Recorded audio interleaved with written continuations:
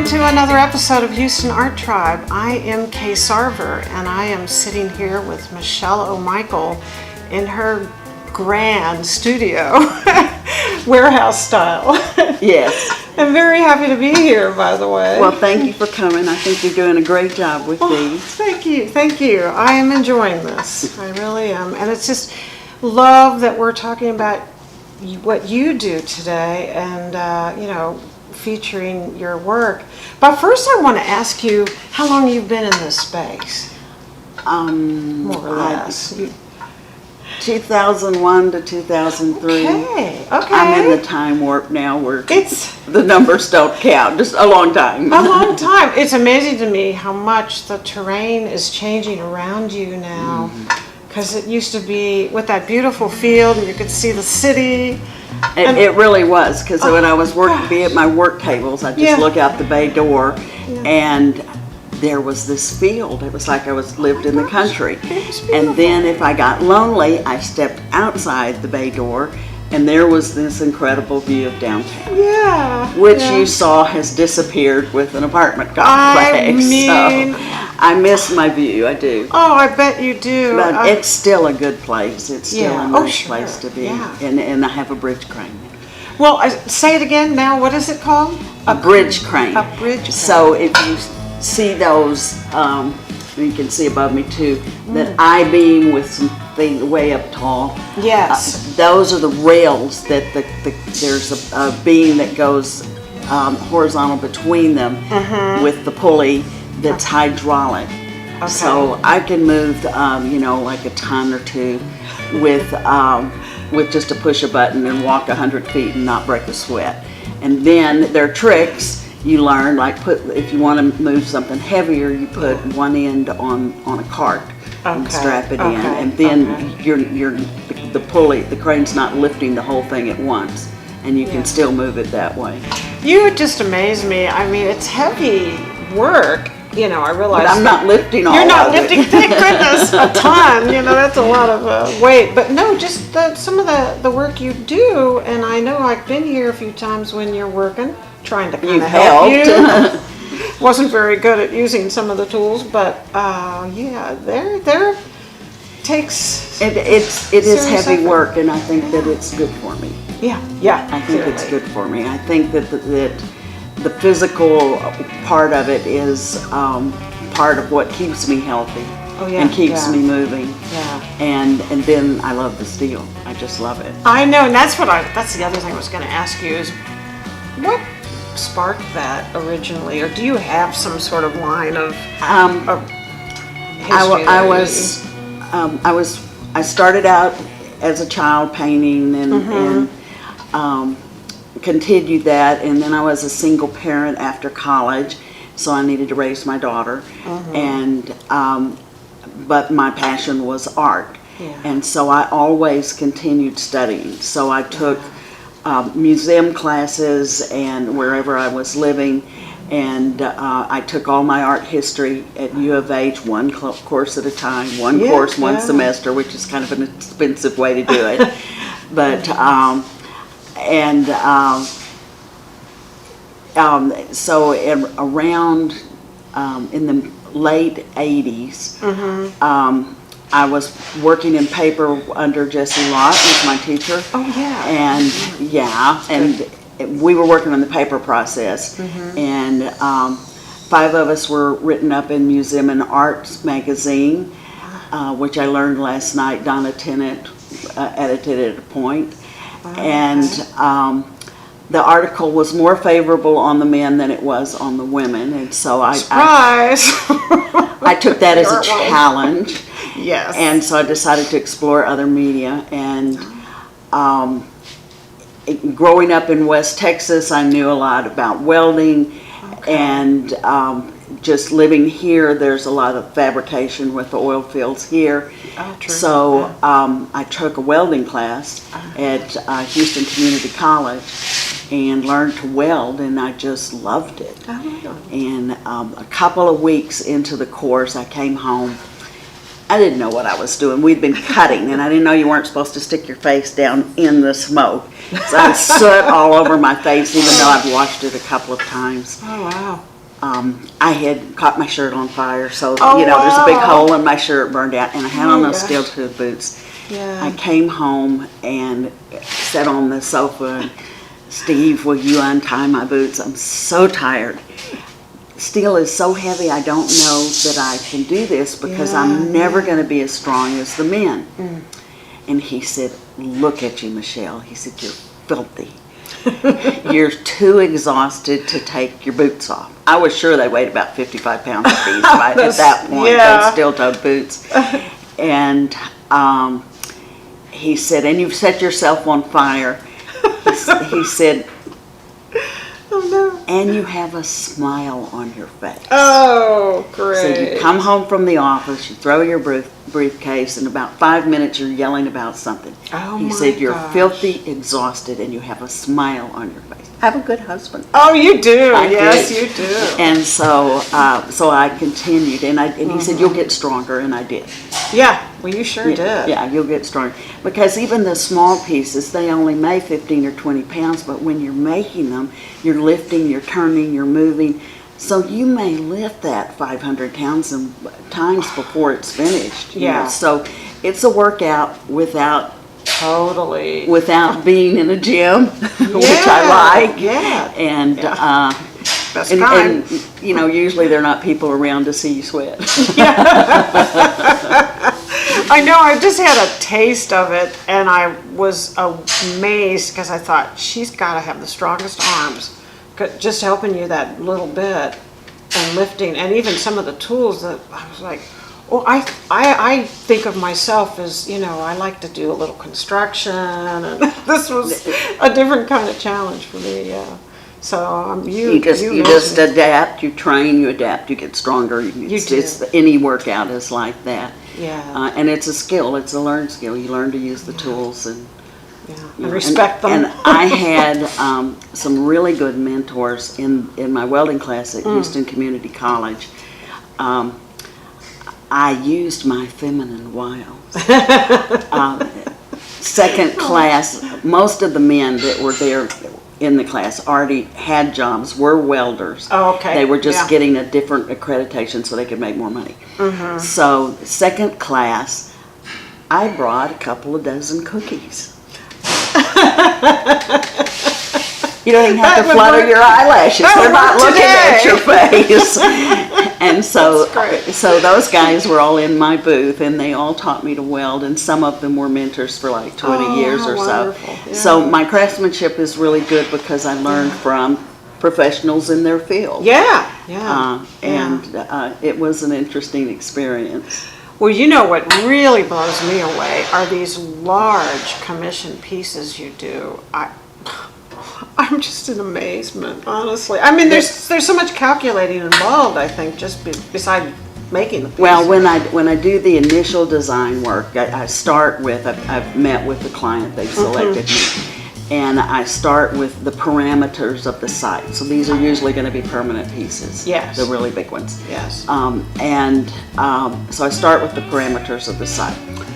Trust, my 4-story one. Yes. Is in a roundabout in Preston Plaza in Dallas. It's a shopping center, and there's a roundabout. Yeah. And the diameter of the roundabout is only 10 feet, which is a very small footprint for a 4-story sculpture. Wow. And 4 stories. 4 stories. And then there are cars going all around. Oh my gosh. So, and then outside the road are full-size oak trees.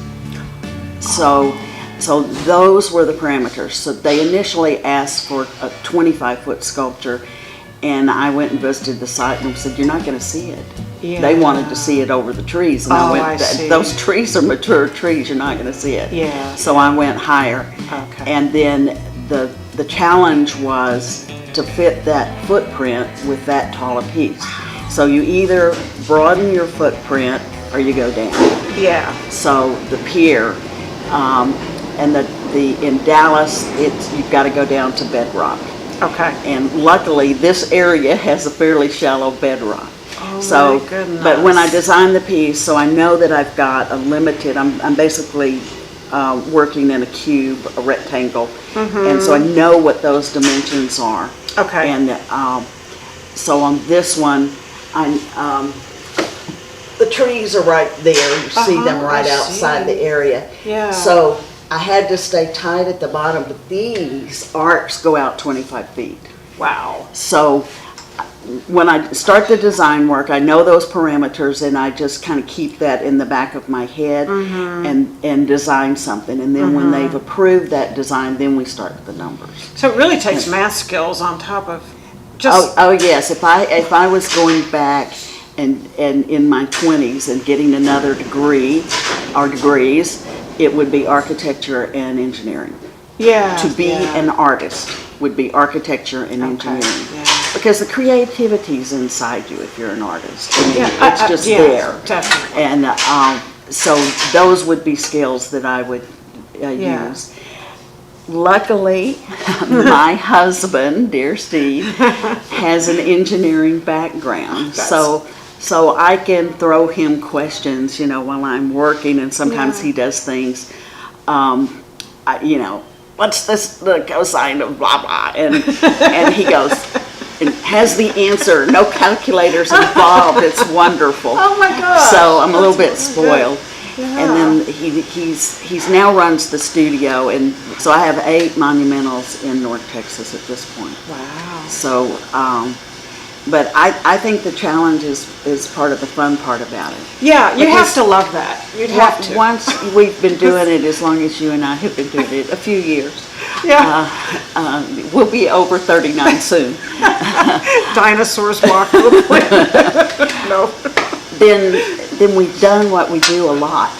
Yeah, that's And true. I like the challenge. Yeah, I like something to, so it's like, okay.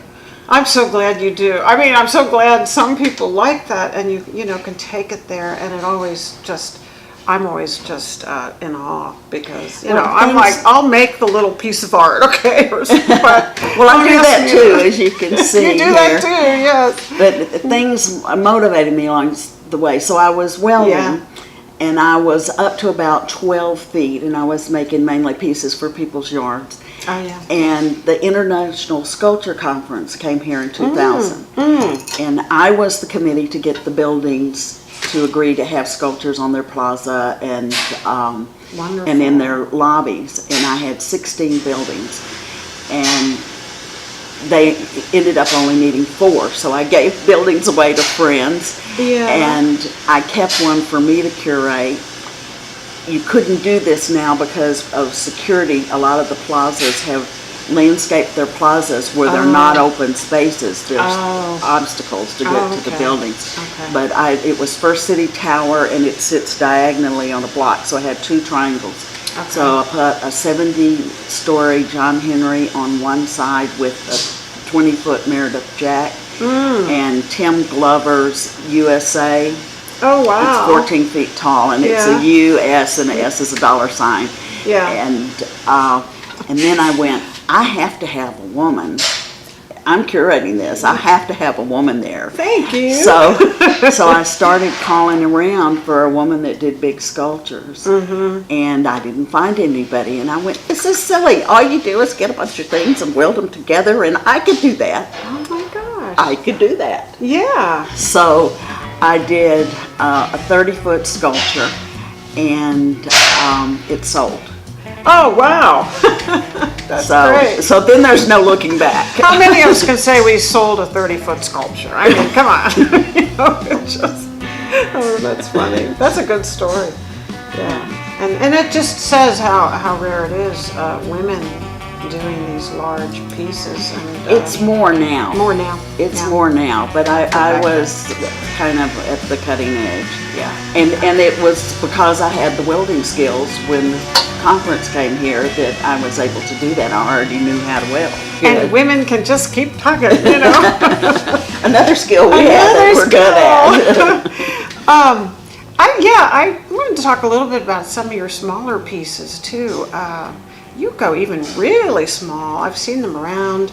I know you have representation in Dallas, don't you? I'm with Craig Hickory Gallery in Dallas. and I have a show there in June. Okay, So great. I've been with them since 2003, and they just are the nicest people and do the best job. So I'm really pleased with that gallery. Yeah. And, Road trip. Yes. In June. Yes. So basically, I commute to the Dallas Metroplex, and I've gotten to know the town and a lot of people, and it's a very different city than Houston. Boy, it is. It has a very different personality. Totally. And Yes. I like both of them, so Yeah, I'm not leaving. No, I I'm know. not leaving Houston. No, they're just both I, unique in their own. Yeah. It's true. I spend time up there, and I've got friends and the lovely gallery, and then I have this space here that I love. And and this is nice because she has this. How large is this warehouse again? Well, it's 100. I don't know how large the whole complex is. It takes up a block. Yours Mine is 100 feet long. 100 feet long. It's just huge. When I space. first rented it, none of this was here. It was just an empty space. Oh, okay. And I stood back at the bay door and looked 100 feet down and went, I'm never going to use all this space. Never. I'm going to have to sublet. This is just now I'm going, if my neighbor ever leaves, you'll move into I can the knock next down space? the wall. That's And funny. he has 2 bridge cranes over I there. can see 'em I'd from have there. 3 bridge cranes. When you have to work big, that's what you think about. But And I love that have filled up the space. You have. I've got I've got the roller, which is an industrial tool, and that is the roller that I've used all my career. I've been paying by the hour for 20 years to use that. And you I finally would got load up my steel, the flat pieces, the pikes, whatever, and take it over, and I'd have however many hours, and they charge by the hour, so I always had extra. Okay. So if I finished early, then I'd just roll stuff. Yeah. And then I had to bring it back. Well, now it's not flat, so it doesn't load so well. So it was always a lot of work to roll. I bet. And just getting it back and forth. And they replaced their roller, and I have the roller. Oh, you do? I own it now. I bet that felt good. Yes, and Remarkable Steve, again, they got rid of it because they were having problems making it work. Okay. And so Steve has rebuilt it. Okay. Took it apart, rebuilt it. We've got a leak. We don't worry about it. It's working.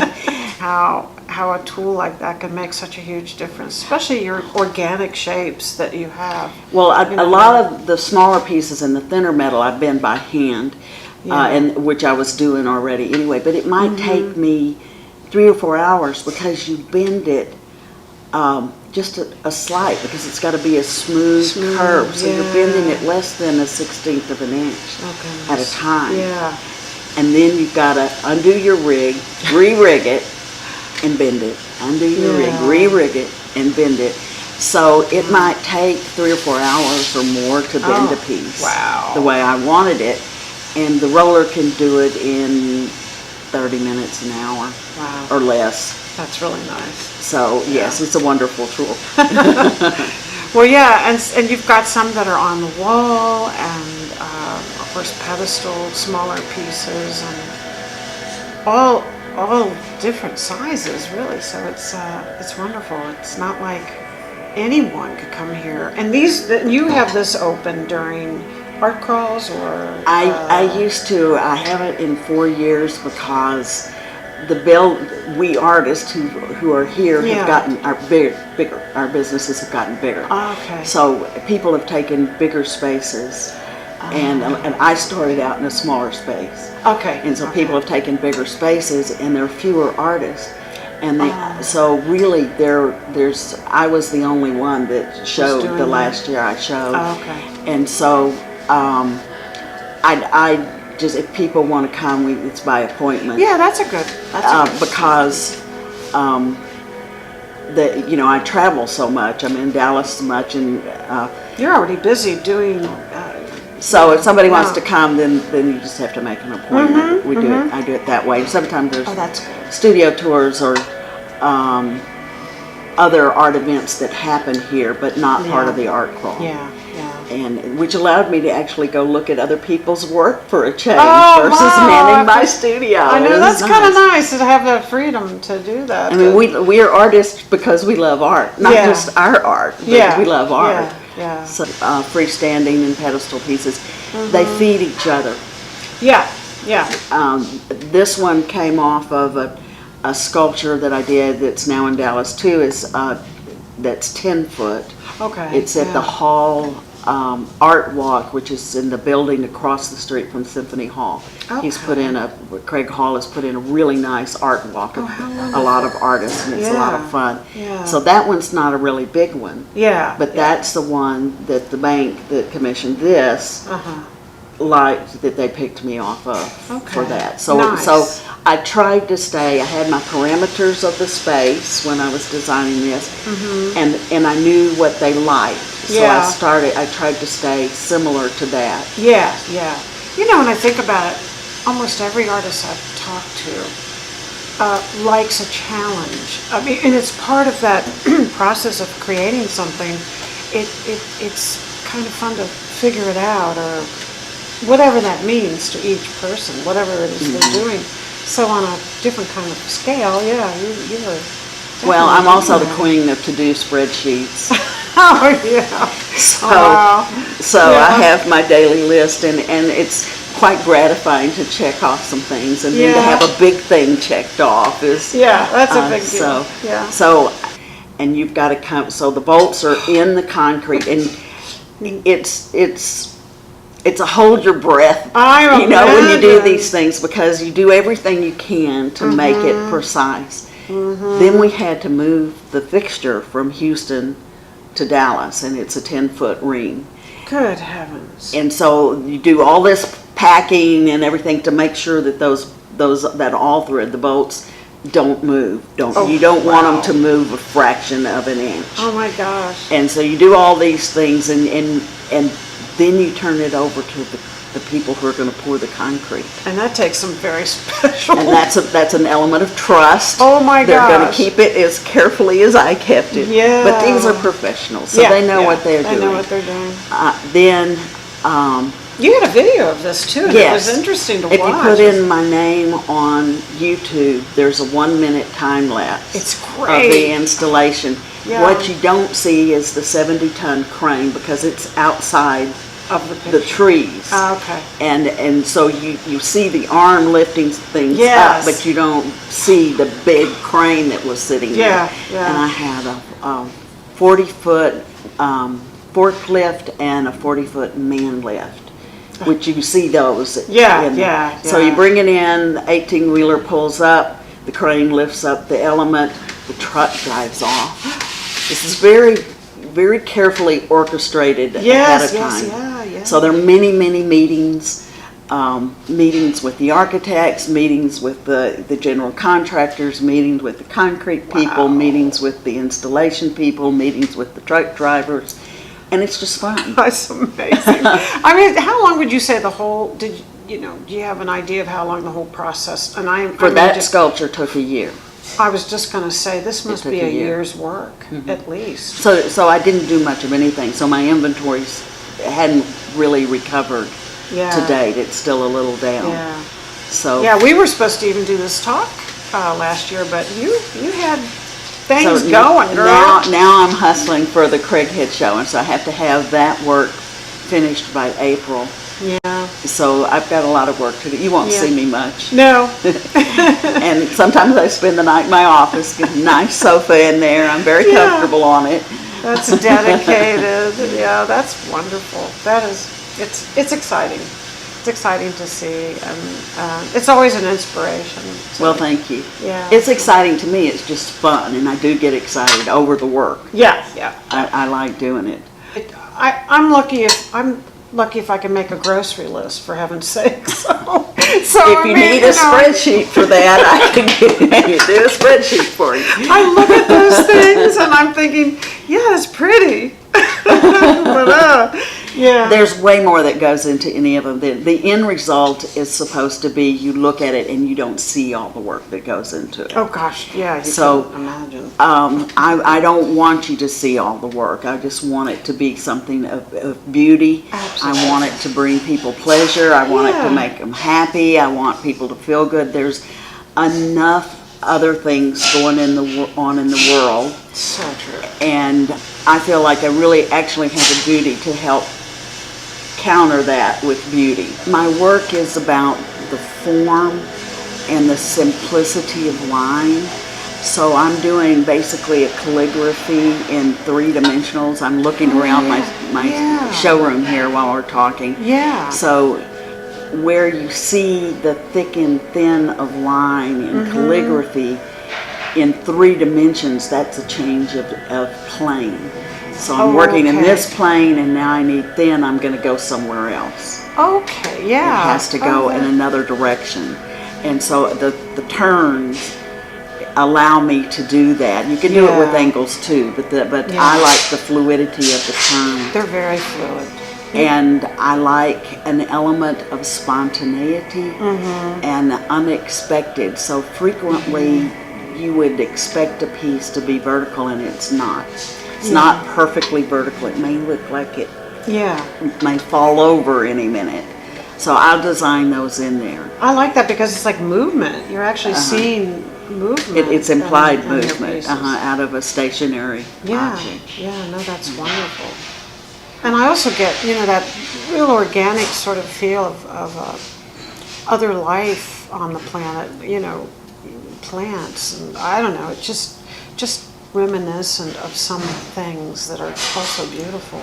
So I love Because the spiral is my basic form. Okay. And the spiral is the basic form of the cosmos. Yes, it's how planets orbit. It's how water goes down a drain. It's how winds move in a hurricane and how they move otherwise as well. It's how plants grow, trees grow in a spiral. It's in all of life. It's everything. It's a primal element. It's beautiful. And so I work with that, and I am almost with the minimalist in that I like the beauty of a simple line. The simplicity of it, the cleanness of it, the purity of it. I grew up in West Texas in the desert, so it's the desert and then pump jacks. So, drilling rigs and pump jacks. And so I like that aesthetic. It still speaks to me of the clean horizontal lines, which you always have with the earth, and then something vertical. Something vertical. It can be horizontal too, but an element on that, not a lot of elements on that.